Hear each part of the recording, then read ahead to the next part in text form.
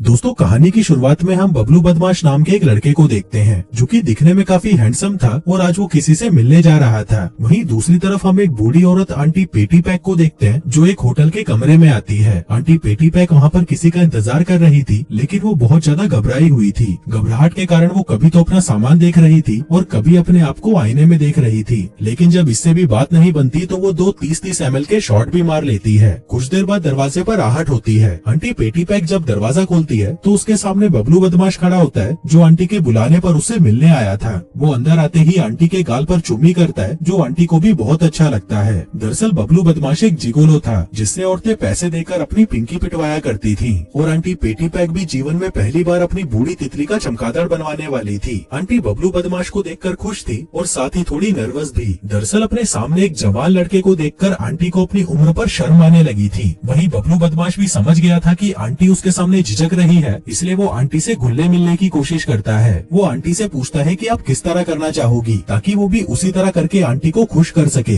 लेकिन आंटी उसे ठीक से कुछ बता नहीं रही थी। वो कहती है कि दरअसल 2 साल पहले मेरे पति की मौत हो गई थी, पर मैं तुम्हें बता दूं कि आज तक मैंने अपने पति के साथ कुछ नहीं किया। जब भी वो मेरे करीब आता मैं उसे मना कर देती, जिससे उसका चूहा झाड़ियों में ही छुपकर रह गया और कभी भी वो मेरे बिल में घुस नहीं पाया। दरअसल मुझे कभी मन ही नहीं किया कि मैं ये सब करूं और मेरे अंदर कभी वो करंट ही नहीं दौड़ा जो एक मर्द के छूने से औरत के अंदर दौड़ता है। अब आंटी पेटी पैक की बातों से बबलू बदमाश समझ गया था कि उसे क्या और कैसे करना है, जिसके बाद वो आंटी को पकड़कर चूसने लगता है। लेकिन आंटी अभी भी ये सब करने में झिझक रही थी क्योंकि बबलू बदमाश उससे उम्र में बहुत ज्यादा छोटा था। आगे आंटी बबलू बदमाश से कहती है कि तुम तो यार बहुत ही हैंडसम हो, तुम्हारे लिए तो कोई भी लड़की अपनी कच्ची उतार देगी। तब बबलू बदमाश हंसते हुए उससे पूछता है कि आप क्या करती हो। आंटी कहती है कि मैं एक प्रोफेसर हूँ, मेरे 2 बच्चे हैं जिनको मैंने एक अनाथ आश्रम से अडॉप्ट किया था, लेकिन वो साले दोनों ही मुझे पसंद नहीं करते। अब कुछ देर तक ऐसे ही बातें करने के बाद बबलू बदमाश आंटी को फिर से चूसने लगता है, जिसके बाद आगे का काम करने के लिए वो उसे बेड की तरफ ले जाने लगता है। वहीं आंटी उससे अभी भी बातें करना चाहती थी, लेकिन बबलू बदमाश उसकी बंजर जमीन को गीला करने के लिए उसमें उंगली करने लगता है। अब इससे पहले कि वो और आगे बढ़ता, आंटी उससे पूछती है कि तुम ज्यादा से ज्यादा कितनी उम्र की औरत की पिंकी बजा चुके हो। बबलू बदमाश कहता है कि मैं 82 साल की औरत का भी तबला बजा चुका हूँ, लेकिन उसके अगले ही दिन वो टपक गई क्योंकि वो उसकी आखिरी इच्छा थी। अब ये सुनकर आंटी खुश हो जाती है और कहती है कि मैं तो उसकी आधी उम्र की हूँ। वहीं बबलू बदमाश उसे फिर से गीला करने लगता है, पर तभी आंटी कपड़े बदलने का बहाना लगाकर वहाँ से भाग जाती है। दरअसल वो अभी भी झिझक रही थी, जिसके बाद वो बाथरूम में जाकर कपड़े बदलने लगती है। हम देखते हैं कि उसने खास आज के दिन के लिए नई ड्रेस खरीदी थी। अब वो ड्रेस तो पहन लेती है, लेकिन वो बहुत ज्यादा घबराई हुई लग रही थी। वहीं बाहर बबलू बदमाश अपने कपड़े उतारकर आंटी के खेत में मजदूरी करने के लिए पूरी तरह से तैयार बैठा था, लेकिन आंटी तो अभी भी बाथरूम में ही थी। कुछ देर बाद जब आंटी बाहर आती है तभी अचानक वो बबलू से कहती है कि अगर तुम जाना चाहो तो जा सकते हो, मैं तुमसे पैसे वापस नहीं लूंगी। लेकिन अब बबलू बदमाश को भी उसके खेत में मजदूरी करनी ही थी, इसलिए वो आंटी से कहता है कि आपको खुश करना ही मेरा काम है और मैं अपना काम पूरा करे बगैर नहीं जाऊंगा, जो कहकर वो उसकी चूचियां सहलाने की कोशिश करता है। बबलू बदमाश पूरे मूड में था, लेकिन आंटी पेटी पैक अभी भी उससे उसके बारे में पूछे जा रही थी। वो बताता है कि मैं अपनी माँ के साथ रहता हूँ, लेकिन उनको मेरे काम के बारे में कुछ नहीं पता। वहीं आंटी उसे बताती है कि मेरा पति भी हमेशा काम से घर पर लेट आता था और खाना खाकर सो जाता था, उसने कभी भी मुझसे प्यार किया ही नहीं। जब उस चूते का मूड होता था वो तभी मेरे पास आता था, लेकिन मैं भी बहुत चालाक थी, मैं उसे हाथ तक लगाने नहीं देती थी, जिससे वो परेशान होकर मुट्ठियां मारकर सो जाता था।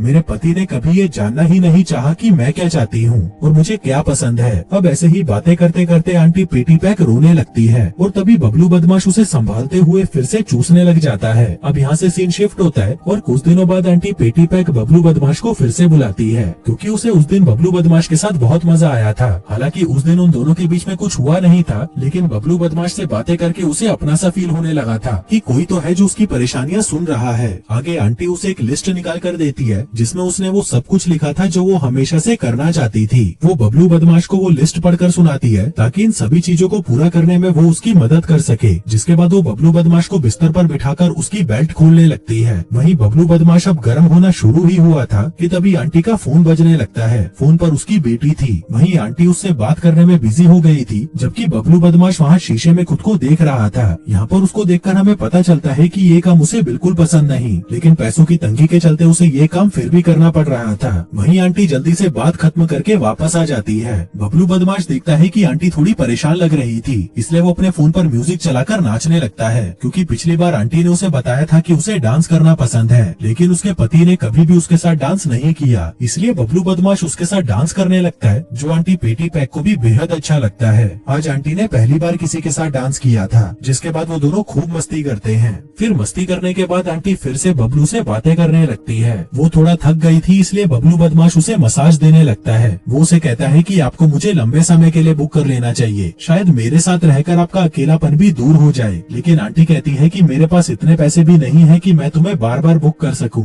अब आंटी उसके जवान बदन को छूना चाहती थी, इसलिए उसके कहने पर बबलू बदमाश अपनी शर्ट उतारता है, जिसके बाद आंटी उसके शरीर के एक एक हिस्से को बड़ी गौर से देखने लगती है। आगे बबलू बदमाश भी उसके कपड़े उतारने लगता है, लेकिन तभी अपनी मुरझाई हुई चूंटियों को देखकर आंटी कहती है कि मुझे मेरा शरीर बिल्कुल भी पसंद नहीं, क्योंकि मैं बूढ़ी हो चुकी हूँ और मेरी जवानी तो कब की ढल चुकी है। ये सुनकर बबलू बदमाश कहता है कि ऐसा कुछ नहीं है, मेरी नजर में तो तुम अभी भी बहुत खूबसूरत हो और तुम्हें भी अपने आप से प्यार करना चाहिए। आगे माहौल बनाने के लिए वो दोनों दारू पीने लगते हैं, जिसके बाद वो दोनों काफी देर तक एक दूसरे से बातें करते हैं। फिर बातें करने के बाद बबलू बदमाश आंटी से कहता है कि चलो अब अपने मुंह का कमाल दिखाओ। अब आंटी कोशिश तो बहुत करती है, लेकिन वो कर नहीं पा रही थी। तभी उसे देखकर बबलू कहता है कि शायद तुम्हें ये सब करने से ज्यादा बातें करना पसंद है, जिसके बाद वो दोनों फिर से बातें करने लगते हैं। आगे बबलू बदमाश उसे अपने काम के बारे में बताता है। कहता है कि मैं कई औरतों की काफी अजीब अजीब इच्छाएं भी पूरी कर चुका हूँ, जैसे कि कोई मेरी मलाई खाना चाहती थी तो कोई चाहती थी कि मैं उसके फव्वारे में नहाऊं। तभी आंटी भी उसे अपनी इच्छाओं के बारे में बताने लगती है। वो कहती है कि मुझे भी किसी के फव्वारे में नहाना था, लेकिन मेरे पति का फव्वारा तो निकलता ही नहीं था। अब वो दोनों ऐसे ही एक दूसरे से गंदी गंदी बातें करते हैं और आज का भी दिन बिना मजदूरी के निकल जाता है। फिर कुछ दिनों बाद आंटी फिर से बबलू बदमाश को एक होटल में बुलाती है, जहाँ पर वो दोनों फिर से एक दूसरे से बातें करते हैं। आंटी उसे कहती है कि तुम्हें अपनी माँ को अपने काम के बारे में बता देना चाहिए। बबलू बदमाश कहता है कि चूतिया समझा है क्या मेरे को, और मैं अपनी माँ को क्या बोलूँ, मैं अजनबी औरतों को अपनी मलाई चटवाता हूँ। अब आंटी बबलू बदमाश की पर्सनल लाइफ में काफी इंटरेस्ट लेने लगी थी, इसलिए वो उसे बता देती है कि मुझे तुम्हारा असली नाम पता है, तुम्हारा नाम बबलू बदमाश नहीं बल्कि टीनू टट्टी है। दरअसल जब मैंने पहली बार तुम्हें बुक किया था, तब मैंने तुम्हारे बारे में सब कुछ पहले ही पता कर लिया था और तुम्हारा नाम पढ़ते ही मैं तुमसे काफी इम्प्रेस हो गई थी। अब ये सुनकर बबलू बदमाश नाराज हो जाता है, क्योंकि वो नहीं चाहता था कि कोई भी उसकी पर्सनल लाइफ के बारे में जाने या उसके जीवन में दखल अंदाजी करे। अब वो गुस्सा हो जाता है और वहाँ से जाने लगता है। जाते जाते वो आंटी से कहता है कि आज के बाद तुम मुझे कभी भी मत बुलाना।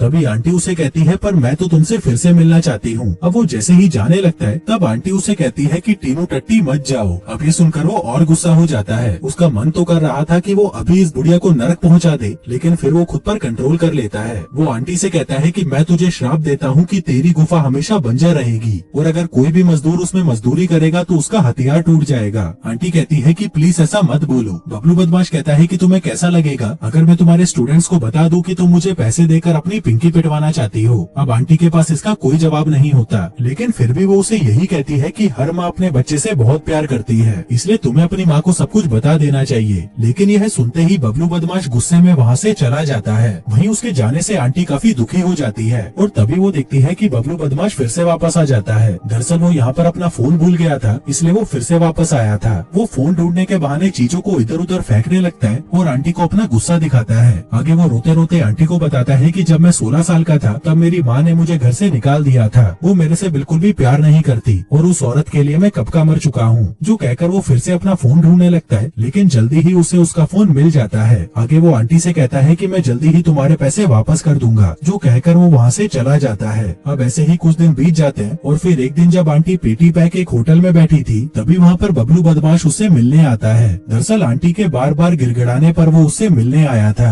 अब आंटी पहले तो उससे अपने उस दिन के बर्ताव के लिए माफी मांगती है और फिर यहाँ पर आने के लिए उसका धन्यवाद करती है। तभी बबलू बदमाश उसे कहता है कि मैंने अपनी माँ को सब कुछ बता दिया है कि मैं क्या करता हूँ और उन्हें मेरे काम से कोई फर्क नहीं पड़ता। ये सुनकर आंटी भी खुश हो जाती है। वो बबलू बदमाश को बताती है कि मुझे तुम्हारे साथ बहुत मजा आया था, तुमने मेरे लिए वो सब कुछ किया जो मेरा पति मेरे लिए कभी नहीं करता। फिर कुछ देर तक बातें करने के बाद वो दोनों उस होटल के कमरे में जाते हैं, जिसके बाद बबलू बदमाश आंटी के खेत में दबाकर मजदूरी करने लगता है और आज उसने इस मजदूरी के आंटी से पैसे भी नहीं लिए थे। आगे आंटी उसकी मेहनत के लिए उसे धन्यवाद करती है, जिसके बाद बबलू बदमाश अपना सामान उठाकर वहाँ से चला जाता है। उधर आंटी भी बहुत खुश थी क्योंकि अब वो पेटी पैक नहीं रही थी। तो दोस्तों, अब आंटी का नया नाम क्या होना चाहिए मुझे नीचे कमेंट करके जरूर बताना। और अगर आपको वीडियो अच्छा लगा हो तो प्लीज वीडियो को लाइक करना। भाइयों, यूट्यूब ने मेरे चैनल की रीच बहुत डाउन कर दी है, तो प्लीज भाइयों मुझे सपोर्ट करो। धन्यवाद।